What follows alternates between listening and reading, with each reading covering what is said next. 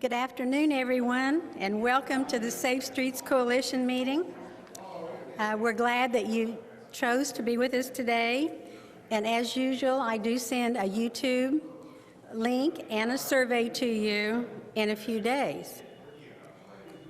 Please take a minute to sign on the yellow page on your table. The PARS Safe Streets staff joining us today are Mandy Shikansky, Executive Director, Lynn Smith, Community Prevention Consultant, Maddie Timish, Community Education and Media Specialist, and I'm Judy Wilson, Office Manager and National Night Out Program Coordinator. Please contact any of the staff by email if you have questions or need assistance. The agenda today is published just for your information. And at each meeting, we normally recognize the champion of character. We don't have a champion of character today, but we do encourage all of you to nominate someone who might improve the health, safety, or the quality of life of the community. There are 49 different qualities to be considered for a community. So anyone in Shawnee County can be nominated by completing the nomination form and emailing it to me at jwilson@safestreets.org. The nomination form can also be found on the website, and we do have a form on your table today. We will provide the November meeting minutes for you.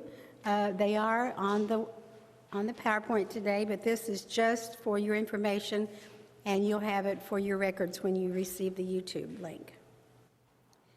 Our staff update for November includes information about reaching out to our neighborhoods. 2 neighborhood watch meetings were held in person this month. With the COVID variants, you know, the neighborhoods are still hesitant to get together, but they are beginning to schedule already in February. So they're looking forward to a new year, and hopefully everyone will feel more comfortable in getting together.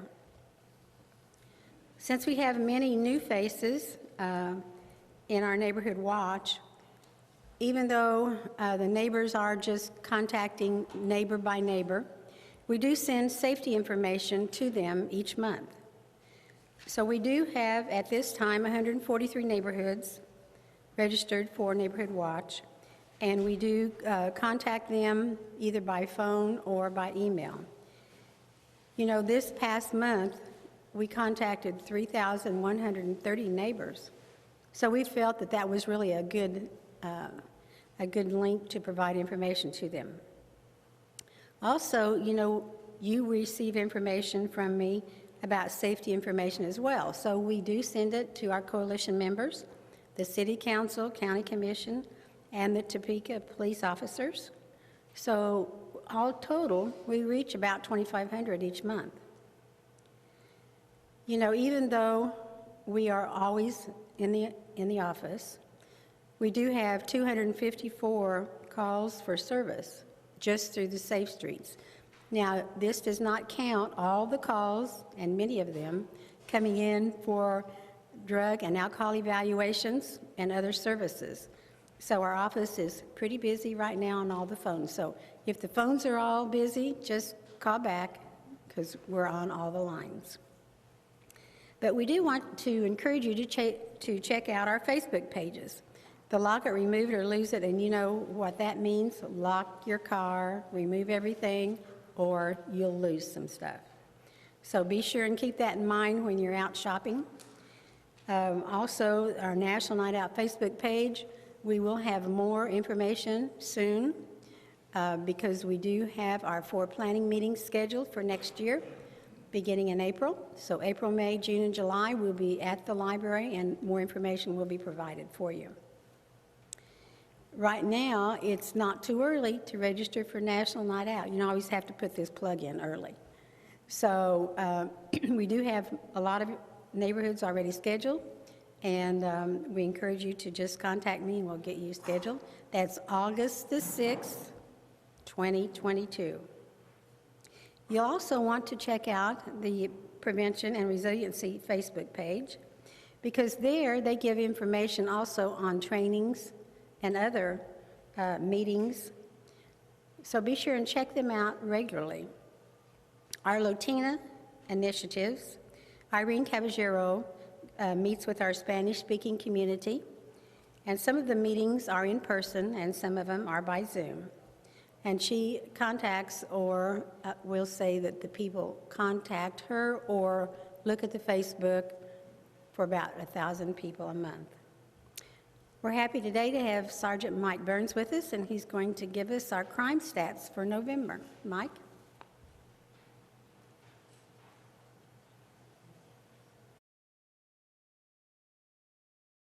Thanks, Judy. We'll start with our violent crime.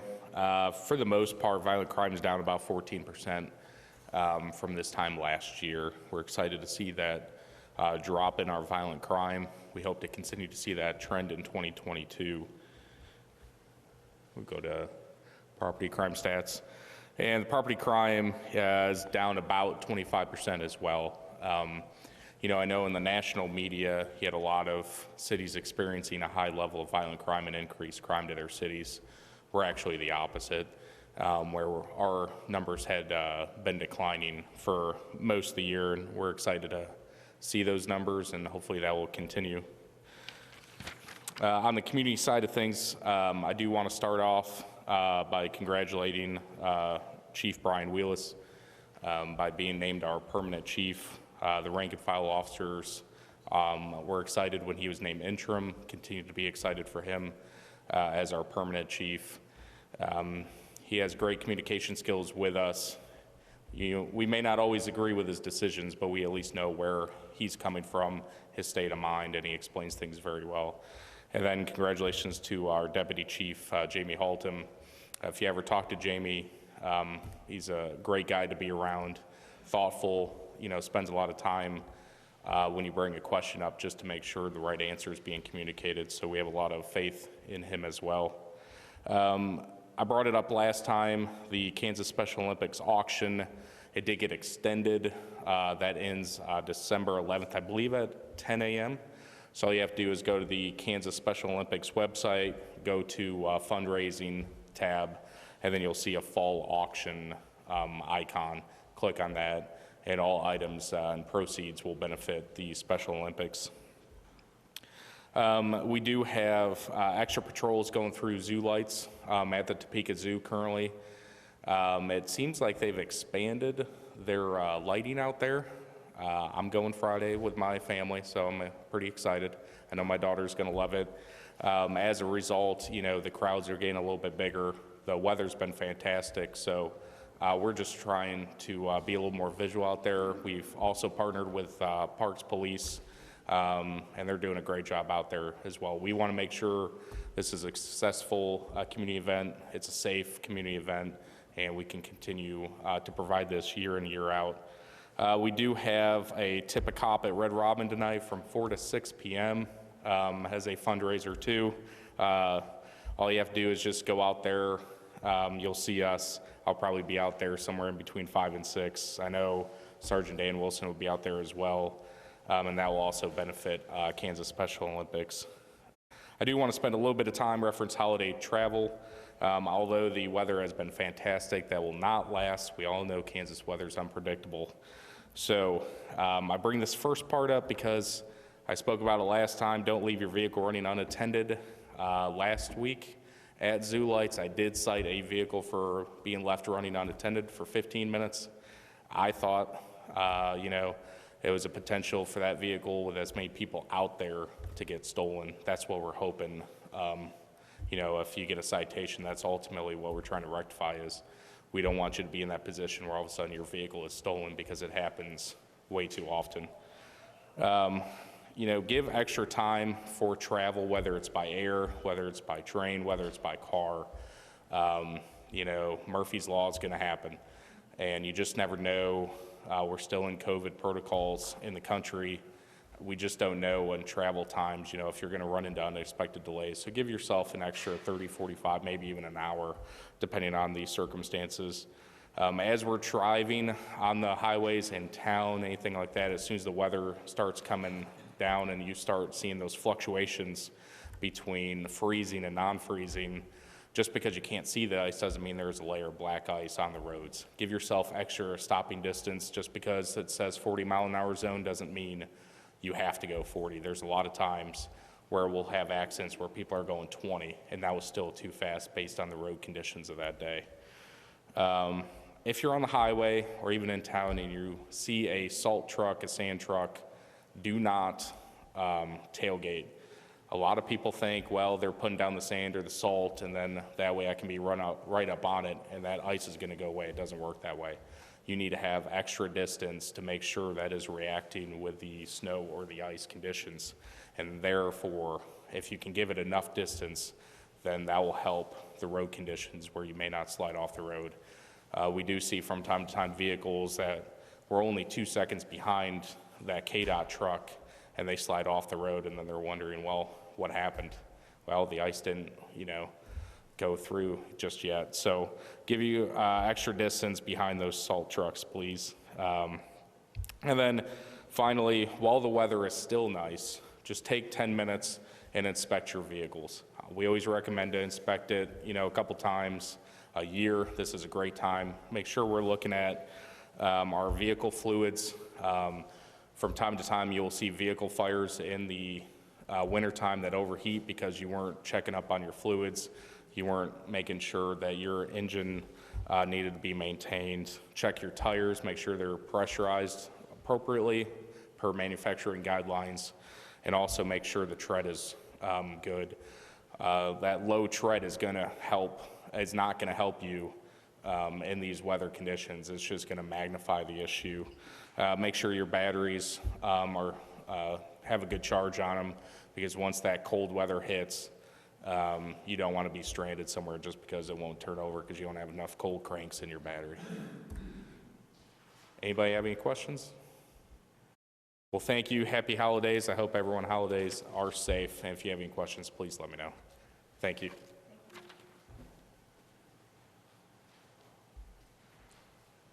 Thank you, Mike. Deputy Abigail Christian from the Shawnee County Sheriff's Office.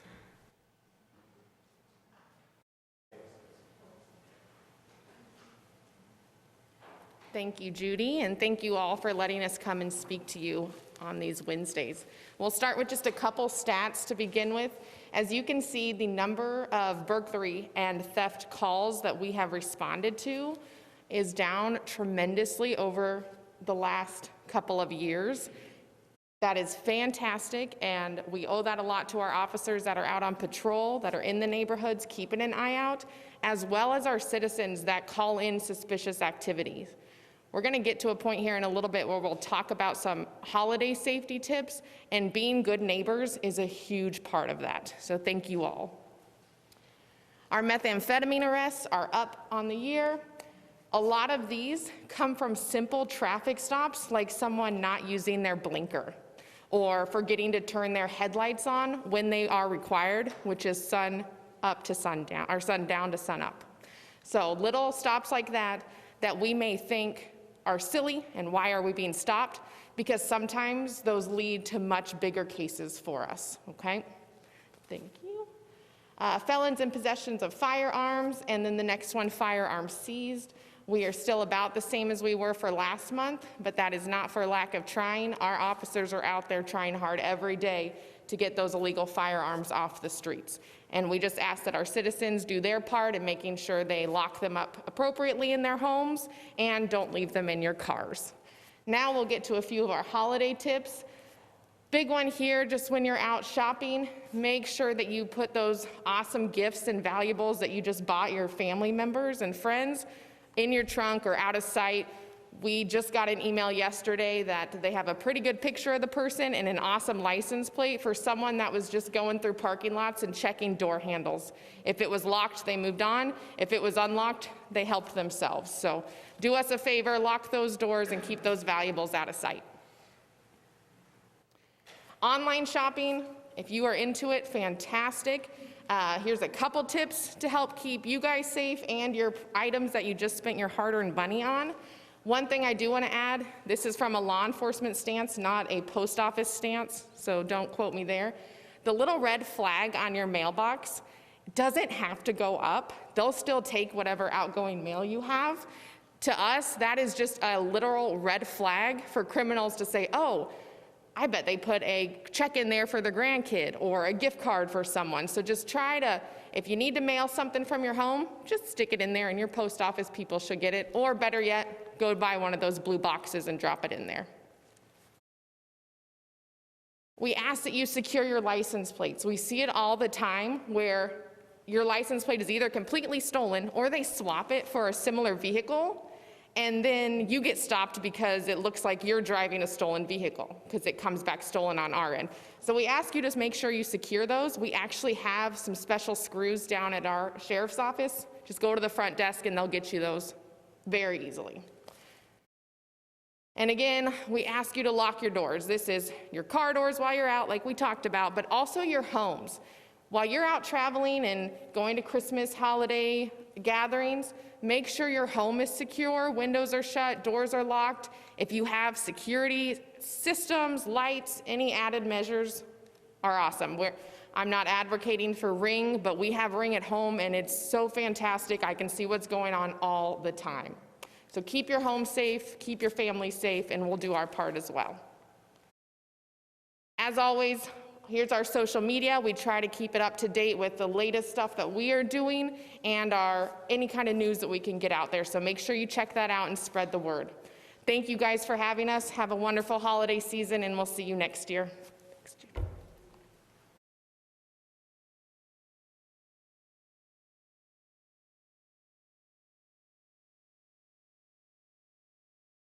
Thank you all for being here. I have to put the reading glasses on, otherwise I'm not going to be able to see a thing. So, and thank you to our law enforcement visitors and the tips that you guys share. It's so, so important, and we truly appreciate the work you're doing.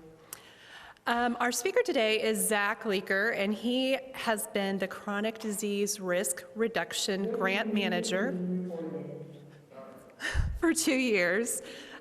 He is a member of the Heartland Healthy Neighborhoods Group, Substance Misuse Task Force, where he works alongside with some of us from our agency, and also is involved with Momentum 2022/now 2027.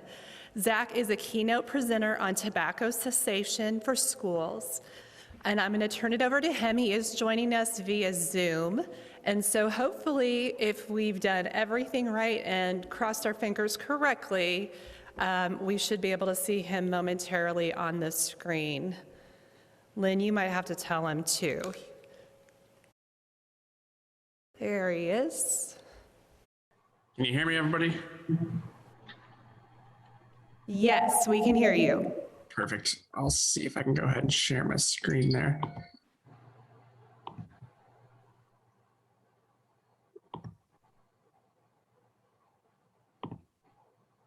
Are we able to see my slides there?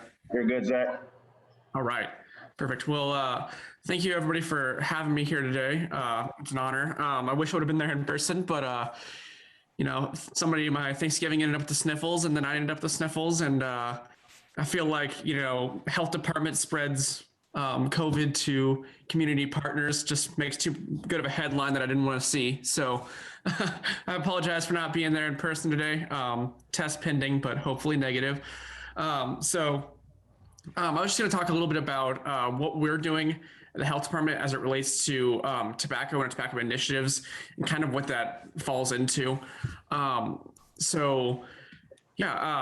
of at a glance right now, a few things I'll go over is the grant that I operate under and that a lot of the state is operating under as it relates to this work, and past initiatives, what we're doing right now, and then what our future plans are. So just a quick brief overview. I won't bore you guys with the background details, but there are a couple terminology things that I think it's important to kind of relate to where we are now. And that is, you know, the background of how we got to Tobacco 21 and a couple of these agreements that people don't realize are really crucial in how they affect the tobacco industry and vaping and everything else that as it relates to today. So all the way back in 1980, I say all the way back, and it really wasn't that long ago, people could buy tobacco products up to the age of 16.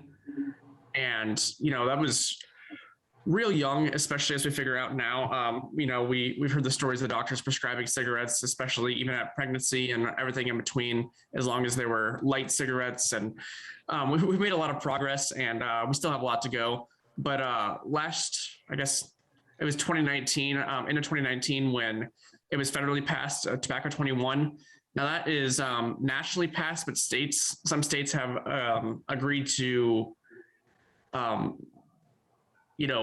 pursue that as legality, and some places aren't enforcing that, similar to what we see with marijuana laws in a couple of different states. But it kind of brings up a couple interesting intersections on what we're doing here in Kansas specifically. So that's a little bit of background on that. The master settlement agreement is pretty important. What it majorly was a breakthrough case stating that these giant tobacco industries got caught lying about everything they were saying about the product. It was proven they caused cancer and everything in between, and they had to agree to have a settlement, but also ongoing in the future. So all percentage of their sales per state has to go back towards cessation and other activities to help people quit smoking, and ads to help people recover from smoking if they wish to stop, everything in between. And it really is important. This kind of gets swept under the rug a lot, but everything these tobacco industries are saying today, it is more beneficial for them to continue lying, and then just pay the settlement in the back end to be able to just cover it up because of how much money they really have to gain just by continuing to lie. And what we're seeing that right now is similar to what we've seen back in the 80s, when they were telling people it was okay to smoke cigarettes. And they were hiding the obvious evidence they had at that time. It's kind of the same thing in vapes and other tobacco products that we're seeing now. Is they know the long-term effects are terrible. We just don't have the evidence yet because we haven't been able to mount the long-term evidence yet. But we're most likely going to see the exact same thing, and we're going to have to pay another settlement in these products. So what that brings us now is the Chronic Disease Risk Reduction Grant, which is the grant that my position is funded under. It is it focuses a lot on tobacco cessation, but it also has a couple of different areas in physical activity and nutrition support, farmers markets, and a lot of things in between. But the primary focus is tobacco cessation, and this grant is funded from that tax from the master settlement agreement from these big tobacco industries. And so the price they get is they get to continue lying to people in the response that they pay for my salary, and I continue to talk to people. Not exactly an even trade, but I do my best. So the next thing that I would like to talk about is kind of what we've done in the past with this grant, and it kind of leads us to what we can do as partners here. So in previous initiatives, I've written a few up here that we've done in the past 5 or 6 years with this grant. But a lot of these things are focused around protecting individuals from second and third hand smoke, whether it be children, whether it be individuals who would just like to express their freedom of movement and go out to a park and expect not to have cigarette smoke blowed in their face, and everything in between. There's a lot of things that people hadn't thought of, but if you think back not too many years ago, when you would walk into a restaurant, they would ask you smoking or non-smoking. This is the initiatives that has created that movement to stop those situations from happening, to where you as an individual should have the right to breathe clean air and should have the right to dictate what kind of chemicals are going into your body. And unfortunately, there's a lot of areas that you don't think about that is that you truly don't have that option. And so as we see this, there's a lot of different issues with tobacco, let alone the cancer and the secondhand, thirdhand smoke. But I mean, it's the most littered, our cigarette butt is the most littered item in the world. And we're seeing it, those never go away. They don't biodegrade. So there's just issues upon issues on where this is going. What I'd kind of like to talk about now is what we are doing currently. And if any of this sparks an interest in you guys, or you may see that you have contacts that can help further this work, I by all means appreciate an email that I can provide there at the end, or anything in between. I love making those connections and what we can do next. But the couple major initiatives we're working on right now is trying to increase the number of child care facilities that are adopting fully comprehensive tobacco-free policies. And so what that means in layman's terms is what you would assume that when you send your child to a daycare center or an in-home daycare or anything of the like, that the parents aren't smoking. And there is a state law that allows them to not smoke cigarettes. That does not include vapes. They can smoke or vapes around your children. That is totally fine with them. And an issue with that is that there is still secondhand, thirdhand smoke from those vapes. That it's not just water vapor that disappears, which is a current myth that is being dispelled. And there's a lot of different issues that it not only is there with the firsthand, secondhand smoke, but is also, if a person is smoking their cigarettes in their house, that during operating hours is a child care facility. When the children are gone, they can smoke inside their house as much as they want to. And that sits in the furniture and the walls and the toys that those kids play with, and the food in their kitchen, everything in between. And, you're really not gaining the protection that people think there are. There's just not enough policies in place, or comprehensive policies in place, to really protect the people that they think they're being protected. And that's one of the things that we're working on expanding with a lot of places. Now, a lot of these facilities are completely on board. Like, oh yeah, I had no idea that'd be a big deal. We'll go ahead and just implement those. And a lot of them are saying, well, if it's not required, we're not doing anything extra to implement. So I guess my ask with you guys, with my individuals, is just kind of take a look. If you have kids that are currently in daycare, maybe just inquire about what their smoking policies are. And if that includes vapes, or is it tobacco free during work hours? Is that tobacco free 24/7? And what does that mean? If they're outside during recess, are they smoking outside while they're watching your kids play? And a lot of different things that maybe people hadn't put thought into, but probably deserves a second thought. And the second initiative that we're really focusing on in this current grant year is supporting our behavioral health care facilities. So out of people who are substance misusers or deal with behavioral health issues, a lot of those individuals, and in fact, it shows that it's 86% of those individuals also habitually use tobacco and other forms. And often when they're trying to recover from behavioral health or other substance misuse issues, the first thing they turn to is tobacco as a crutch, or tobacco. They just trade that as another habitual use. And what we're really trying to do is help treat the health of an individual as a whole, rather than trading one vice for another. And the way we're doing that is helping individuals who come in to behavioral health care facilities receive treatment for tobacco at the same time, or when they leave, they don't feel like they have to go find a crutch to alleviate whatever ailment it is they're suffering from. And we're doing that through numerous different ways. There's the Can Quit line that is free and accessible for all individuals. It provides counselors in a specific treatment plan, as well as nicotine replacement therapies for free, which can be very, very expensive and extremely difficult to obtain for individuals who may not have insurance or may not have the funds to cover those things. And so there's a lot of good opportunities that we're trying to expand on in different behavioral healthcare facilities, and also get the word out that they exist. So maybe you don't have to see a behavioral healthcare facility to receive those treatments. And so again, if that's something that your organization feels like a partner to, or you think that you do know a correct partner that maybe isn't at the table right now, my inbox is always open and happy to make those communications. But the last thing that we're really doing is we're trying to make the connection with the youth.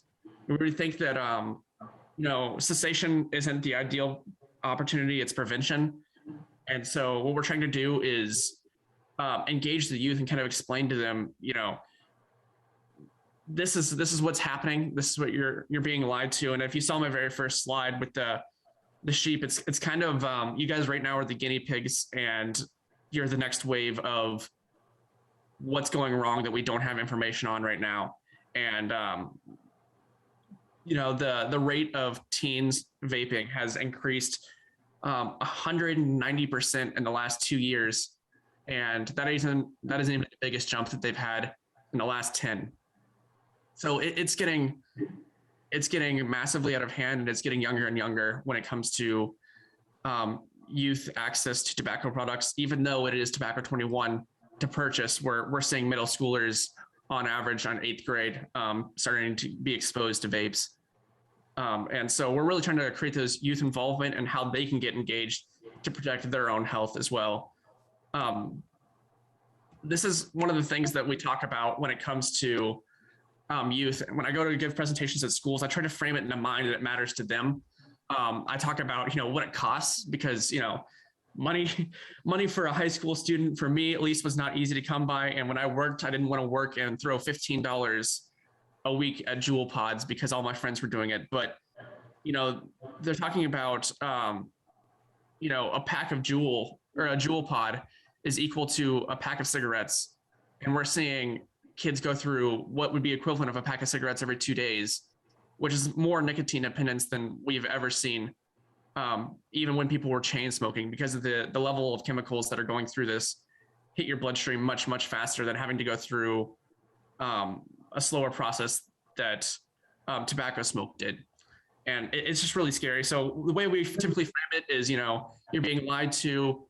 Here's the truth and those things. And if you don't care about your health, because we're all 10 foot tall and bulletproof at 16, I know, here's what you could have bought. And sometimes it's, it's all the Yeezys or whatever the shoes the kids are interested in.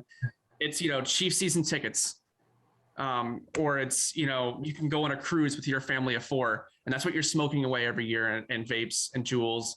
And I really try to frame it in an aspect that they can resonate with.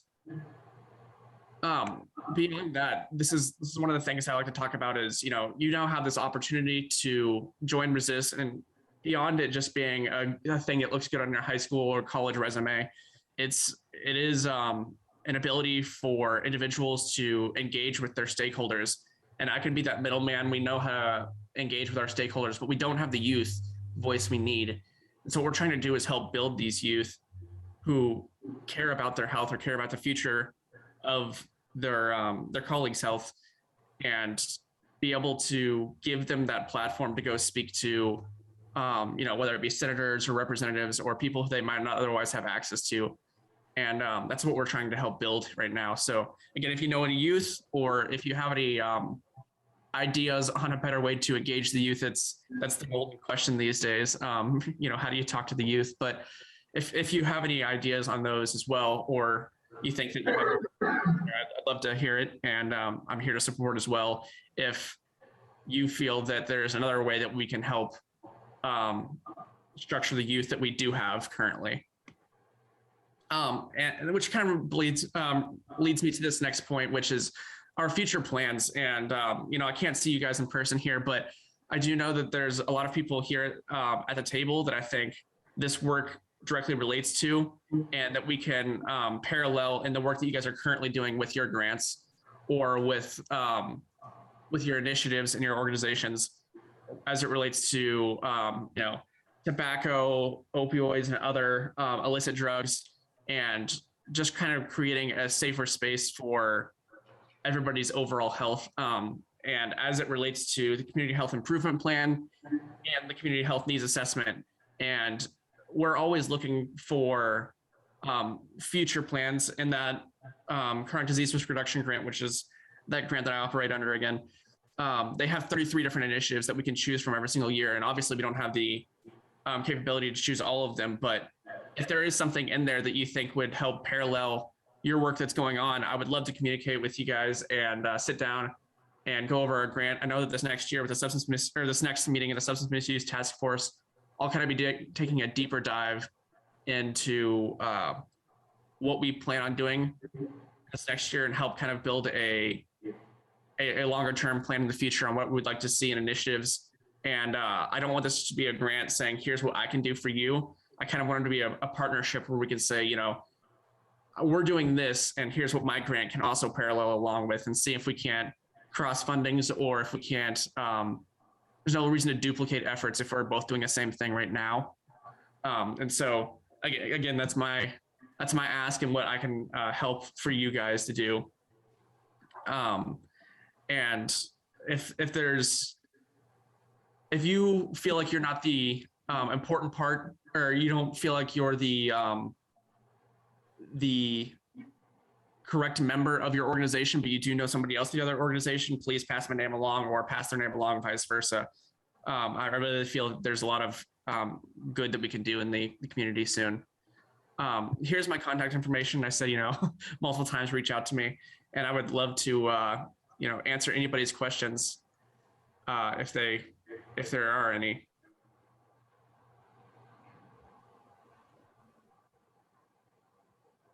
Does anyone have any questions for Zach?